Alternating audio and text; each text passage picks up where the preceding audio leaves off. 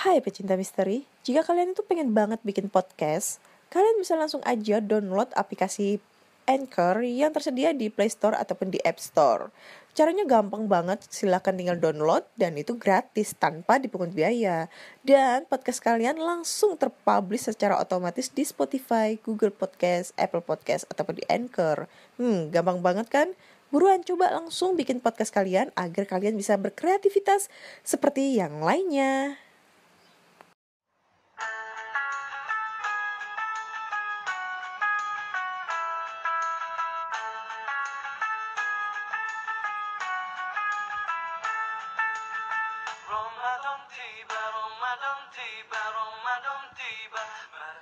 Hai semuanya,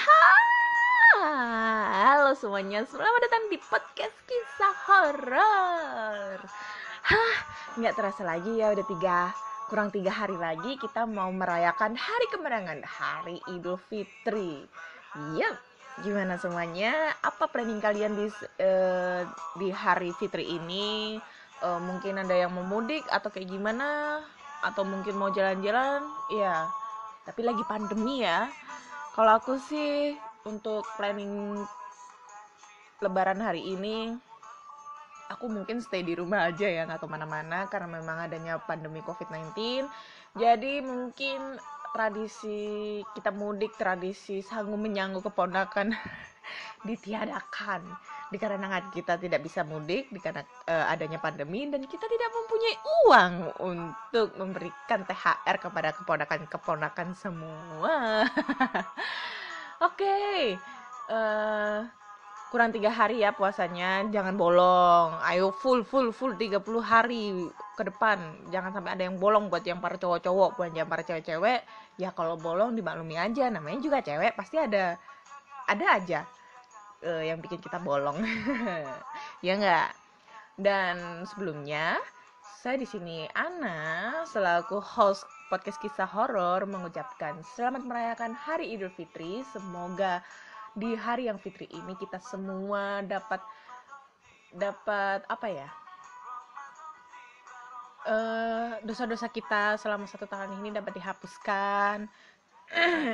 Amal ibadah kita selama 1 tahun ini dapat diterima di sisi Allah Subhanahu Wa Taala, dan semoga kedepannya jauh lebih baik lagi untuk ibadahnya. Dan sebelumnya juga saya juga mau minta maaf jika selama ini selama di podcast ataupun di YouTube saya ada salah-salah kata kepada rekan-rekan semua, teman-teman semua, baik sengaja maupun tidak sengaja. Mohon maaf lahir dan batin. Dimulai dari nol lagi ya. Kayak di pom bensin aja dimulai dari nol lagi. Oke teman-teman semua, mari kita lanjut ke acara berikutnya, acara sesi-sesi membaca email berhantu.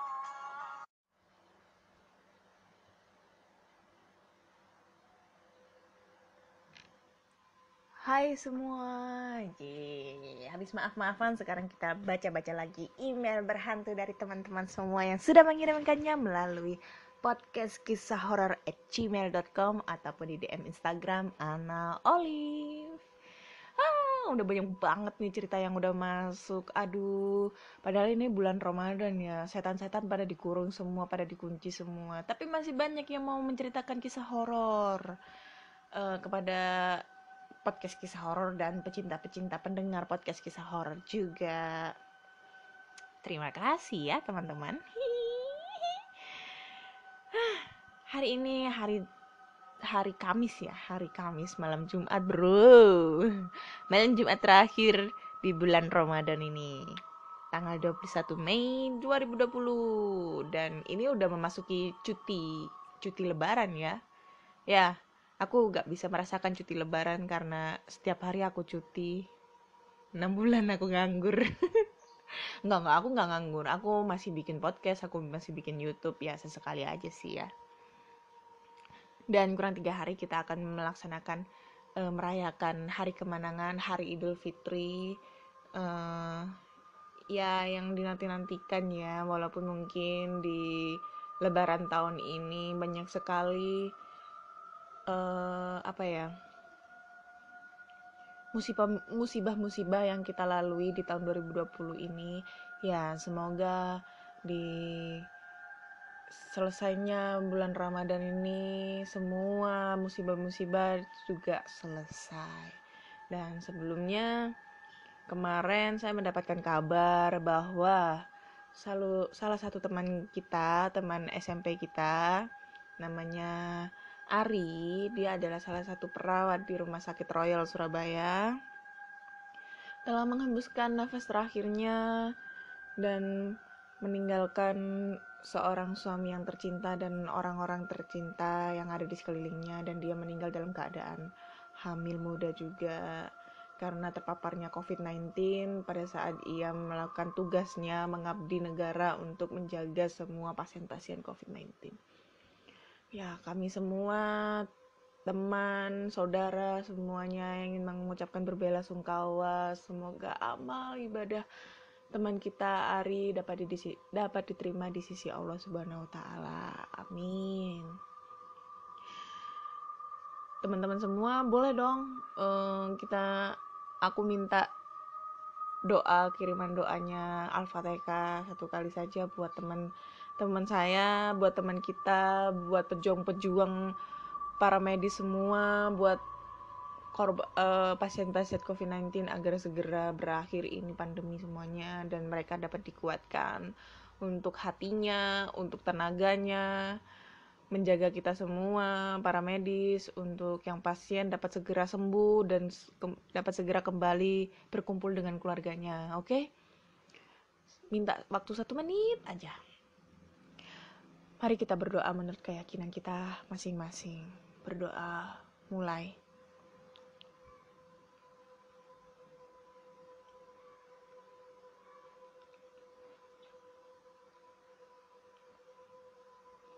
Amin. Terima kasih semuanya udah mau menyempatkan berdoa bersama dengan kita semua ya. Semoga doa kita didengar sama Allah, didengar sama Tuhan, agar semuanya kembali dengan lancar, normal, seperti sedia kala. Tidak ada yang namanya wabah-wabah penyakit lagi, tidak ada yang namanya korban berjatuhan lagi ya. Oke? Amin. Oke, mari kita membacakan email berhantu yang sudah dikirimkan teman-teman. Dan cerita pertama datang dari email. Langsung aja. Sebelum itu jangan lupa matikan lampu, tutup pintu rapat-rapat, dan pasang headset kalian. Siapa tahu di saat kalian sedang mendengarkan cerita horor, ada sesosok bayangan yang sedang mengintai di dalam kamar kalian. Selamat mendengarkan.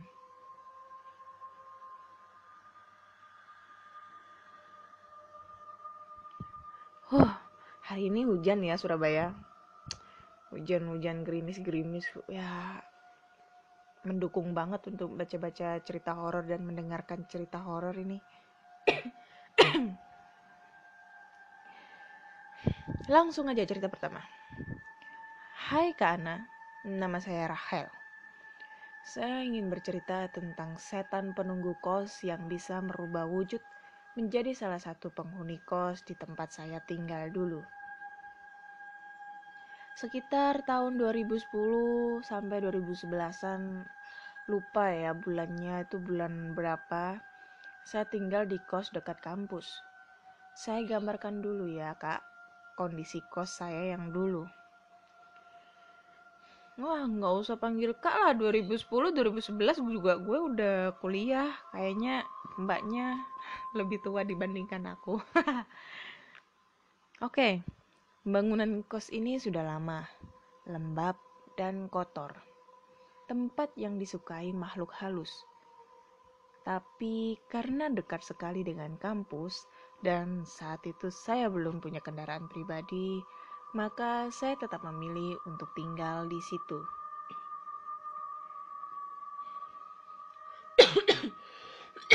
Alah, batuk. Total kamar kos ada 27 kamar. Tiap 2 kamar mendapat 1 kamar mandi bersama. Kamar genap berhadapan dengan kamar ganjil. Saat itu saya menempati kamar nomor 7 bersama dengan satu orang teman saya yang bernama Maya. Kamar kami berukuran 5 kali 6 meter. Jadi kejadiannya seperti ini. Selasa malam sepulang dari kuliah, saya menemukan Maya sedang menonton TV sendirian di ruang tengah. Letak TV tepat di depan pintu kamar kami. Kos saat itu lengang. Saya tanya dia, "Kemana yang lain?" Dia jawab tidak tahu.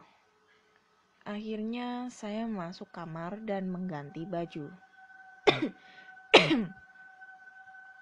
Sampai jam 10.30 malam, saya dengar TV masih nyala. Saya intip dari jendela kamar yang menghadap ke ruang tengah. Ternyata Maya masih menonton TV sendirian. Karena saya sudah mengantuk, saya bicara dari pintu kamar ke Maya kalau saya mau tidur duluan. Teman saya hanya menjawab iya tanpa menolehkan kepalanya. Malam itu saya tiba-tiba terbangun. Pandangan mata saya langsung tertuju ke jam di atas meja belajar di sudut kamar. Saat itu jam 2.50 pagi.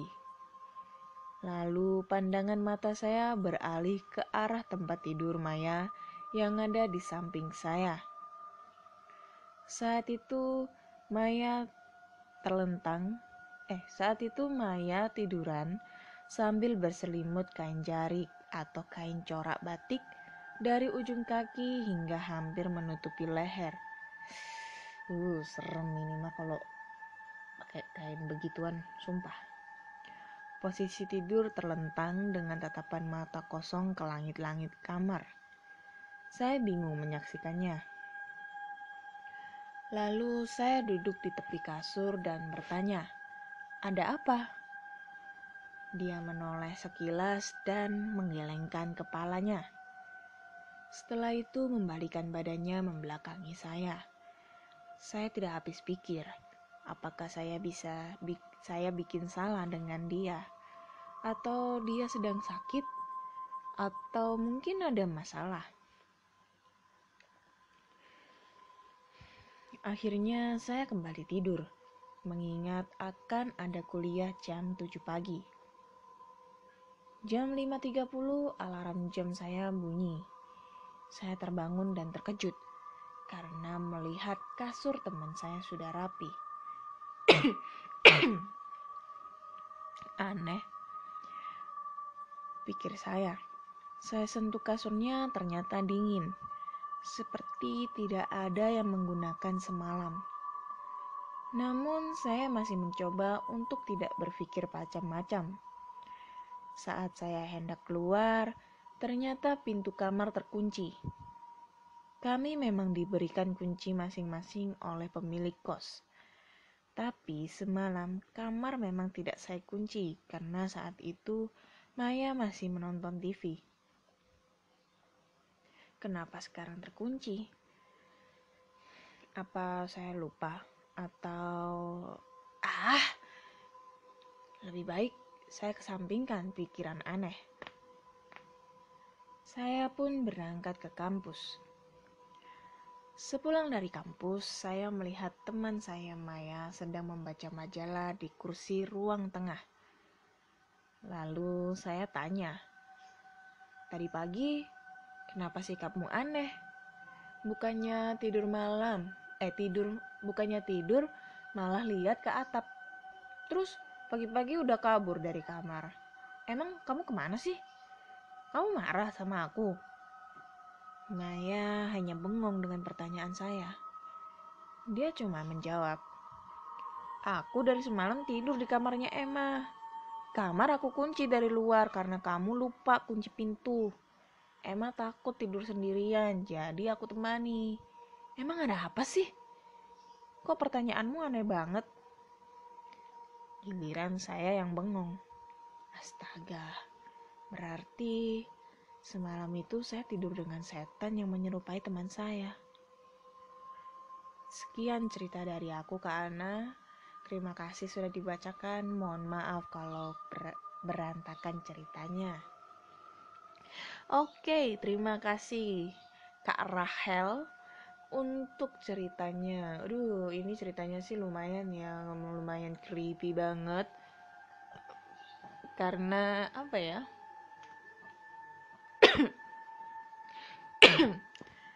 Kalau aku membayangkan masalah jari, itu beneran loh guys. Apa ya? Serem banget lah. Aku tuh punya selimut jarik ya. Yang kalau kalian tahu biasanya sih orang Jawa ngomongnya sewek itu. Aduh, anak tetangga nangis coy.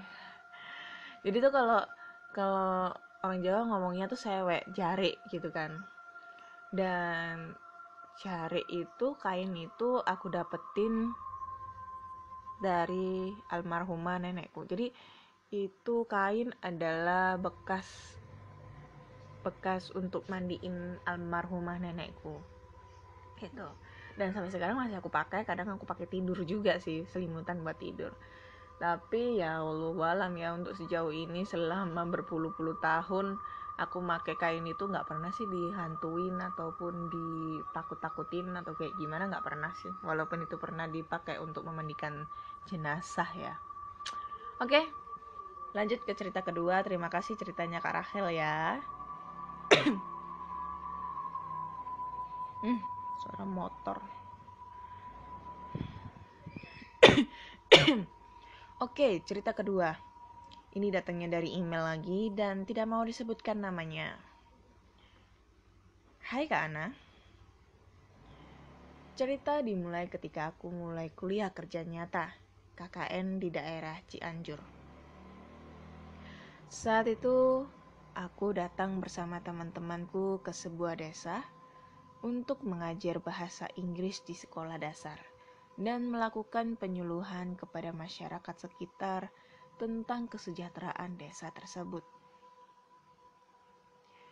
Waktu itu, aku dan kelompok menyumbangkan sebuah ide untuk membuat sebuah taman bacaan di sekitar pematang sawah dekat kelurahan.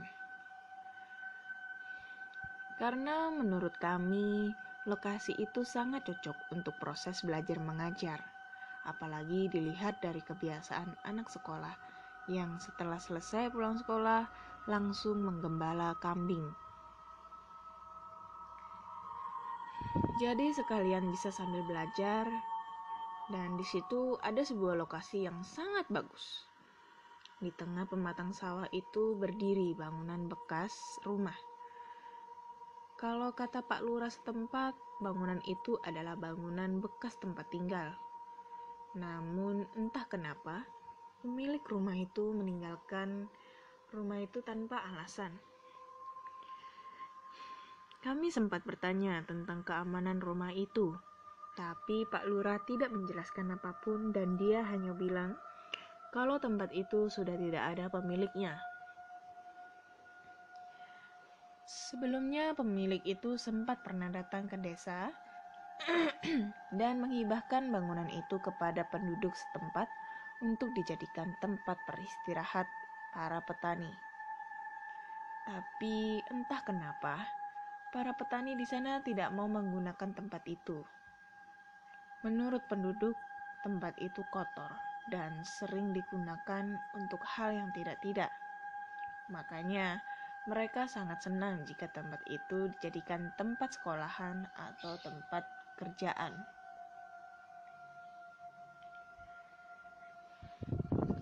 Singkat cerita, kami langsung mendekorasi rumah tua tersebut. Setelah bersih dan layak tinggal, kami memutuskan tempat itu menjadi base camp kami. Namun ternyata ketika kami tinggal di tempat itu, ada yang tidak suka kami tinggal di situ. Beberapa orang dari kelompok kami merasakan hal-hal yang aneh. Beberapa dari kelompok kami ketika tidur di sana sering mendengar suara tangisan di malam hari. Kemudian air keran yang sering menyala sendiri, tapi kami semua merasa tidak terlalu takut. Karena menurut kami, itu hanya gangguan kecil walau menyeramkan. Sampai gangguan itu aku alami sendiri, dan betapa hebat.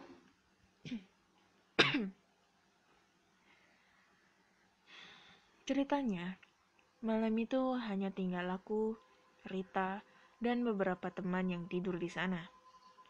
Kami sedang mengobrol mengenai program KKN dan di tengah obrolan, tiba-tiba suasana rumah menjadi sangat dingin dan sangat sepi. Aku berinisiatif untuk mengambil lentera di dapur biar agak hangat.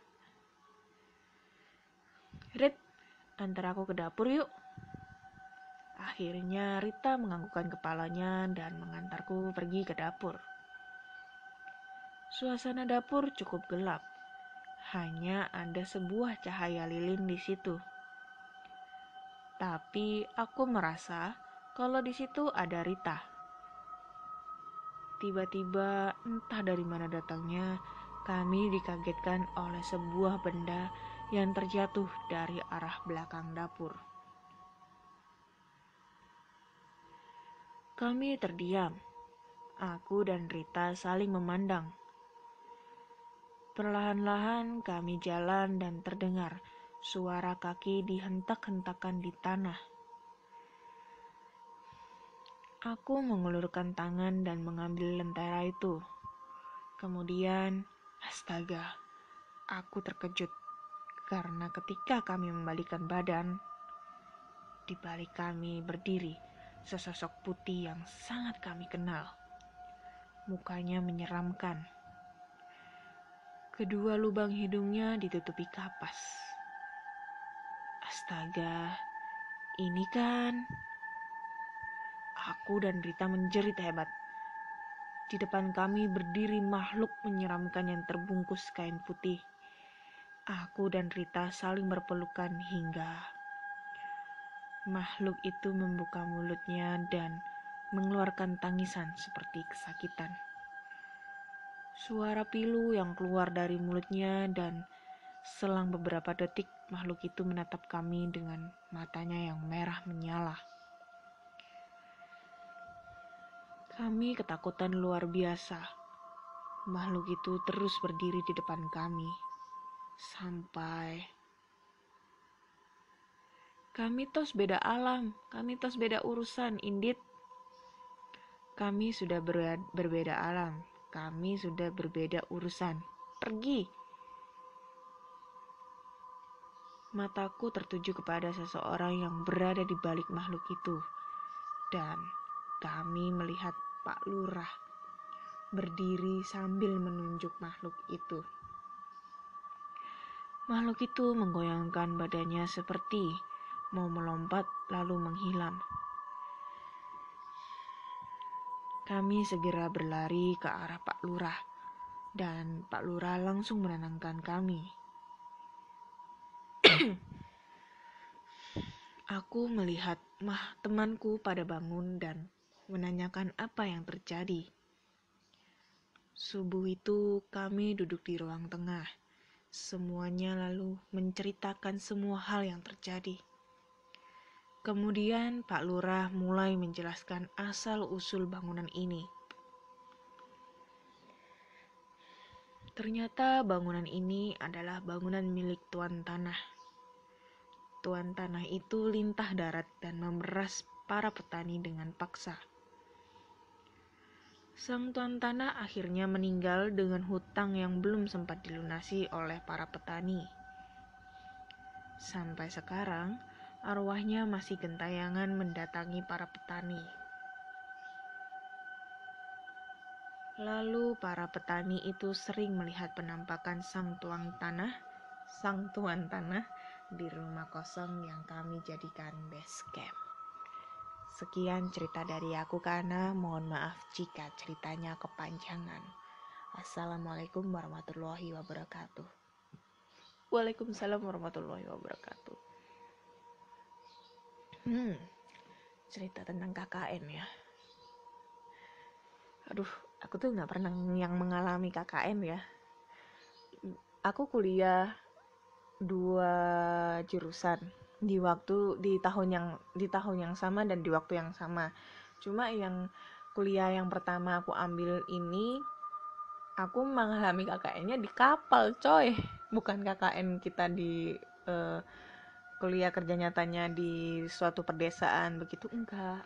Maksudnya itu dalam arti baksos atau gimana, enggak. Tapi saya dulu di kapal selama setahun. Dan yang kuliah kedua, berhubung saya KKN-nya barengan sama waktu saya layar, jadinya saya nggak ikut KKN. Jadinya ya agak licik sendiri, bayar. Soalnya waktu itu lulusnya barengan coy, 2015. Jadi 2015 saya dapat gelar D3 dan saya dapat gelar S1. Tapi sehubungan dengan cerita KKN itu banyak banget cerita yang sangat menyeramkan tentang KKN. Salah satunya cerita yang pernah viral dan terjadi dalam based of true story, jelas, dan memakan korban, yaitu KKN Desa Penari. Dan itu aku membaca dari segi siapa sih Nur sama si Ayu ya, satunya ya. Itu serem banget ya, sampai harus ada yang kehilangan nyawa juga ya. Terkait itu semua, buat kalian semua yang masih kuliah, yang bentar lagi mau KKN, jika kalian mendapatkan tempat KKN yang sangat di pelosok banget ya, kita harus menghormati. Iya, nggak harus di pelosok juga ya, maupun di mana tempatnya, kita harus saling menghormati, saling menjaga, dan sopan santun. Itu yang jelas, sopan santun. Karena dari tata krama kita di awal itu adalah suatu perkenalan kita kepada para leluhur yang ada di sana ataupun penduduknya di sana, untuk dihormati kembali gitu. Kalau kita bisa menghormati mereka, kita juga bisa dihormati, seperti itu. Hati-hati buat yang mau KKN ya. Ini ceritanya serem banget lah. Untuk rate 1-10, ini rate-nya 8. Lumayan serem. Terima kasih ya Kak untuk ceritanya. Oke, kita lanjut ya ke cerita terakhir. Bentar dulu. Ini ya, cerita terakhir ya. Jadi cerita terakhir datang dari DM.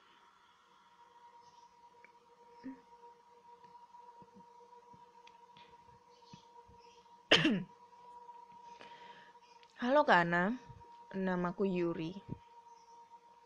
Dan 2 orang temanku, yaitu Rindi dan Sonia, kini sedang melaksanakan magang di sebuah perusahaan terkemuka di Pekanbaru. Kami adalah siswi kelas 2 sebuah SMK swasta. Untuk menghemat biaya transport, maka kami mencari kos yang dekat dengan tempat kerja kami. Ini udah apa belum ya? Bentar. Oh, belum kok.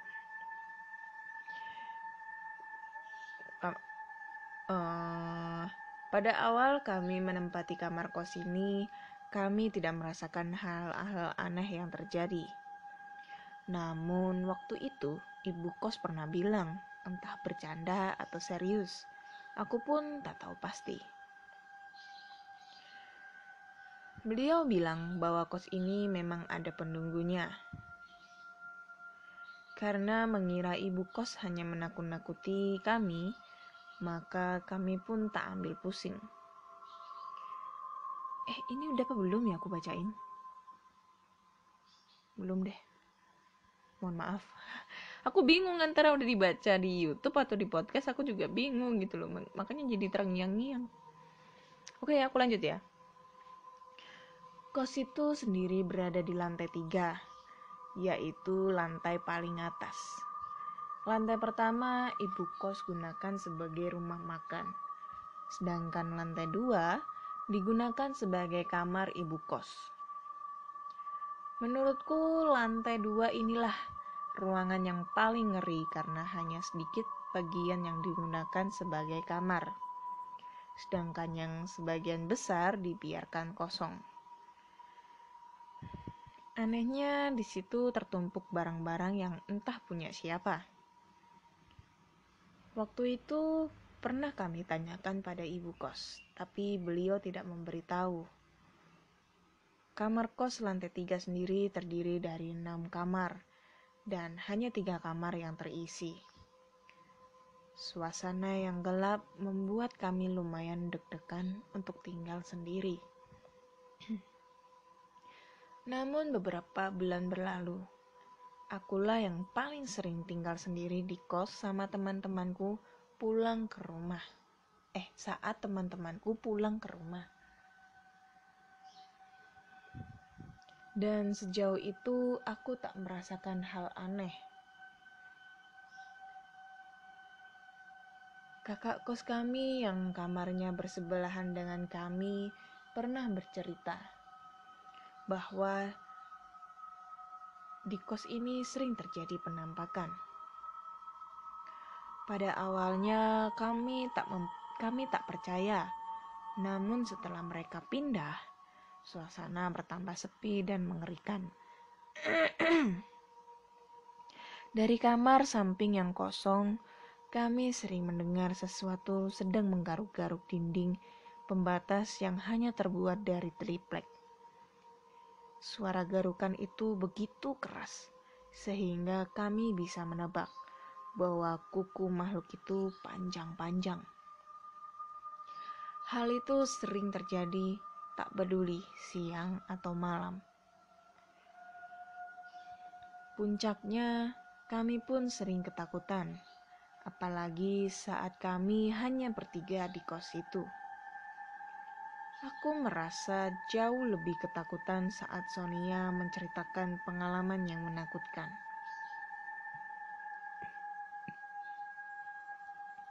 Kejadian itu terjadi saat Sonia akan mandi. Kamar mandi itu sendiri lumayan jauh dari kamar kami. Untuk sampai ke kamar mandi harus melewati beberapa kamar kosong. Sebelum kejadian ini, dia memang sering mandi malam. Waktu sudah menunjukkan pukul 9 malam saat dia mengambil handuk dan berjalan ke kamar mandi. Di dekat kamar mandi itu terdapat sebuah jendela kaca. Dia bercerita bahwa ia melihat sesosok genderuwo yang menatap tajam ke arahnya lewat jendela itu. Bisa kalian bayangkan seberapa besar dan tingginya makhluk itu hingga kepalanya saja tampak di jendela lantai 3 kamar kami. Gara-gara takut, akhirnya Sonia tak jadi mandi. Ia hanya mencuci muka lalu balik ke kamar. Beruntung saat melihat makhluk itu, Sonia tidak menjerit. Aku takut kalau aku menjerit kalian juga akan ketakutan, katanya. Temanku yang satu ini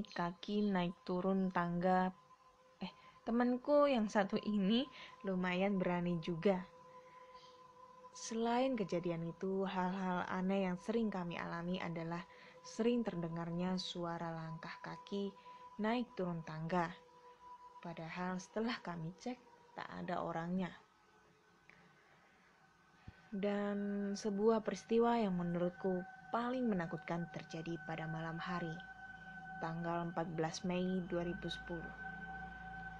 Saat itu kami bertiga sedang ngobrol lumayan seru.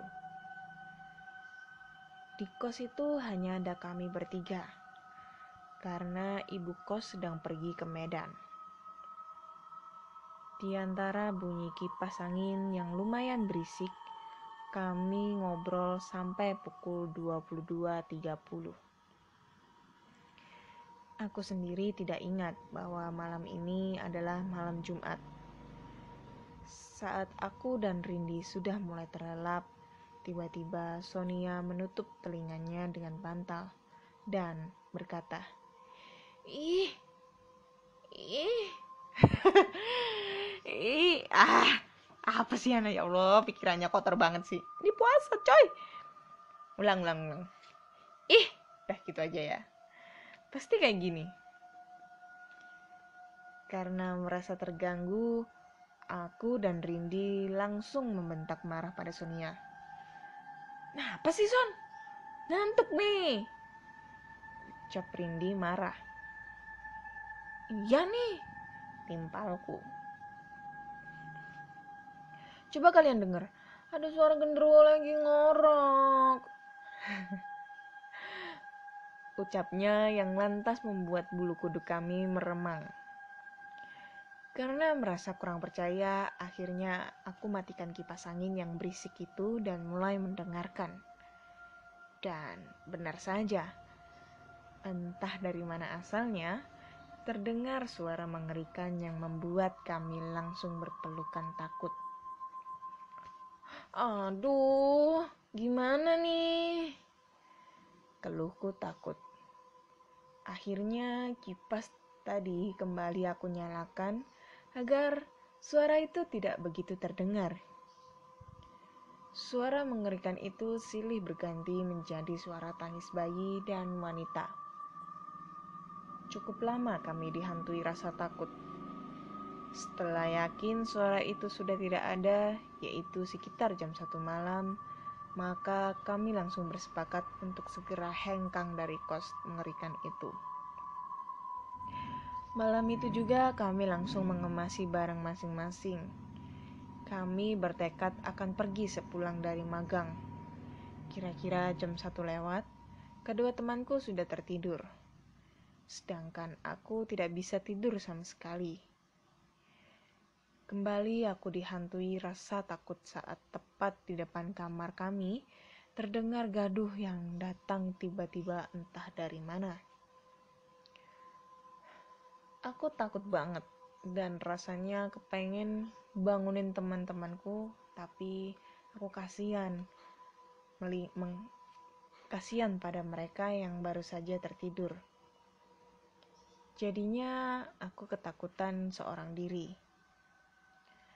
Pada pukul 4 pagi, akhirnya aku tertidur setelah mengalami peristiwa menakutkan itu. Pagi harinya, saat tiba di kantor, kami bercerita pada bos kami dan beliau berkata, "Tadi malam kan malam Jumat Kliwon." Kami baru ingat, ternyata tadi malam memang malam Jumat Kliwon. Hari itu aku pulang lebih dulu karena temanku masih ada tugas.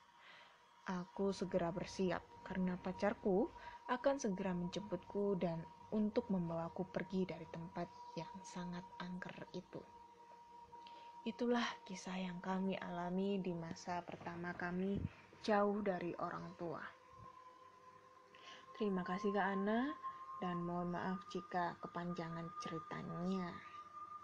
Oke, terima kasih Kak Yuri untuk ceritanya tentang kos-kosan berhantu ya. Seperti yang aku katakan kemarin. Kalau kos-kosan, gedung, rumah sakit, terus apa lagi ya?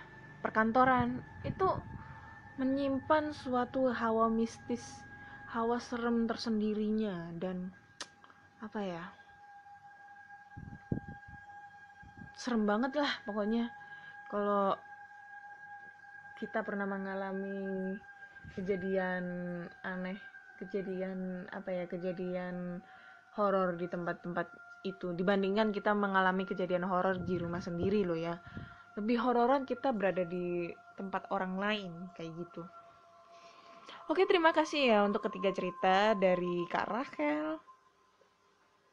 lalu kakak yang tidak mau disebutkan namanya, no name, dan Kak Yuri terakhir. Udah 3 cerita yang aku bacain. Dan jika kalian punya cerita horor, entah itu pengalaman dari kalian, entah itu dari teman, saudara, kakak, adik, orang tua, kalian bisa langsung berbagi cerita di podcast kisah horor @gmail.com ataupun di DM Instagram Ana Olive. Dan mungkin jika kalian males ngetik ya, aduh aku capek kak ngetik, nanti aku bingung nggak bisa, kalian bisa aja langsung cerita melalui voice recorder. Nanti catatan suara kalian atau memo suara kalian bisa langsung kalian kirimkan di podcast kisah horor @gmail.com. Biasanya kalau tentang catatan suara pakai voice recorder, biasanya aku post di YouTube. Oke? Jika kalian pengen penasaran cerita tentang cerita lain yang ada di selain yang ada di Spotify, kalian bisa langsung aja mampir di YouTube, channel YouTube namanya Ana Olive. YouTube aku adalah YouTube tentang explore tempat-tempat terbengkalai. Tapi berhubung sekarang udah lagi pandemi, udah sekitar 2 bulanan ini ya, COVID-19, jadinya sesi untuk mengeksplor ditiadakan dulu sampai keadaan kondusif. Jadi sementara aku isi dengan cerita-cerita horor dari teman-teman semua yang ceritanya berbeda dari Spotify maupun di YouTube. Oke? Terima kasih untuk semuanya yang sudah berbagi cerita, dan sekali lagi saya mengucapkan selamat Hari Raya Idul Fitri. Semoga di bulan yang fitri ini kita semua dapat hidayah dari Allah Subhanahu wa taala, dihapuskan segala dosa-dosanya, dan amal ibadah kita diterima di sisi Allah Subhanahu wa taala, dan kedepannya makin dilancarkan lagi untuk ibadahnya. Amin amin ya robbal alamin. Mohon maaf lahir dan batin ya. Terima kasih semuanya dan selamat malam.